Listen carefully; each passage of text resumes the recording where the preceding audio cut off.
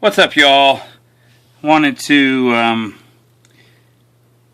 briefly talk about something that I enjoy doing in the gun maintenance department. This is my SIG 226, and this is a little bottle of liquid gun bluing.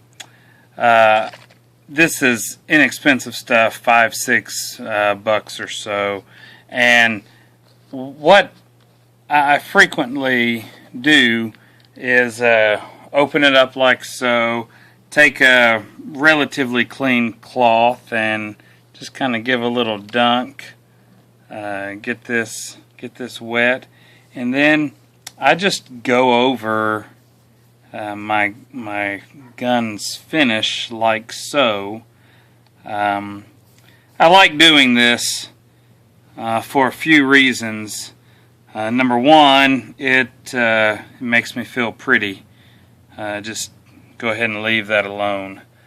Number two, it kind of scratches the itch that I have to be doing something. As much as I would like not to be this way, I'm a little bit of a fidgeter, I suppose.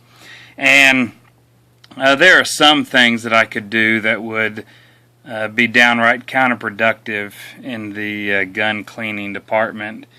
This does not strike me as something that is counterproductive. I'm realistic about what effect it has. I don't think this is the end-all and be-all. But it's also not doing nothing either. You know, something is happening when I apply this liquid bluing finish to my blued guns.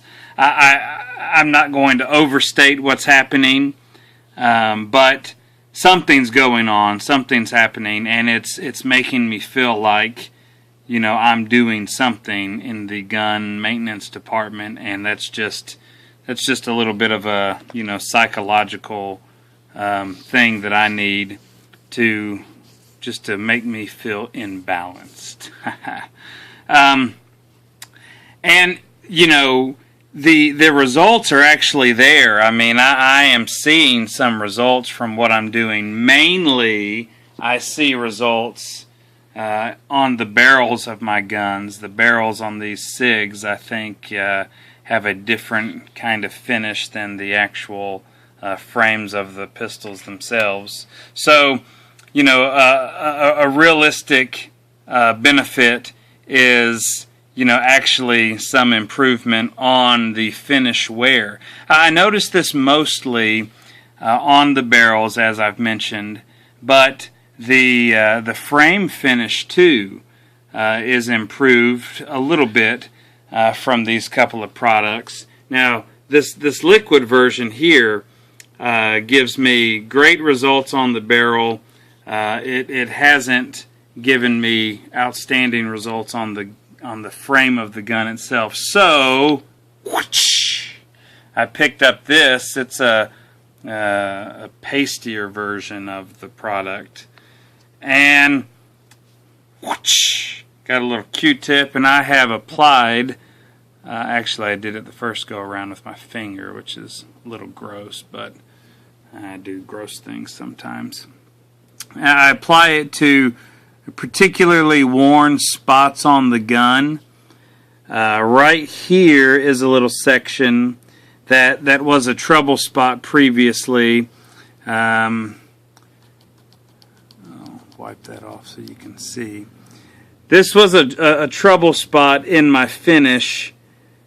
It's not picking up very well here, but it was a trouble spot in my finish. It looked similar to, well, some of these worn spots on the bottom of the trigger guard. We'll focus in a second, I hope. There. So there are a couple of light worn spots on the trigger guard. There's a worn spot actually in the trigger guard itself.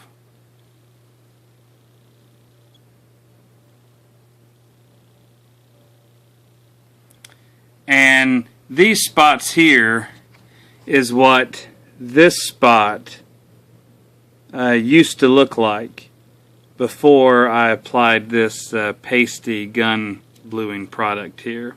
So, you know, that's kind of a long-winded, out-of-focus way of saying that I am seeing some benefit from these products, and I'm naturally pleased by that. In addition to that, you know, I just enjoy doing something with them, and this is accomplishing some effect. I'm not going to overstate it, but it ain't doing nothing, you know.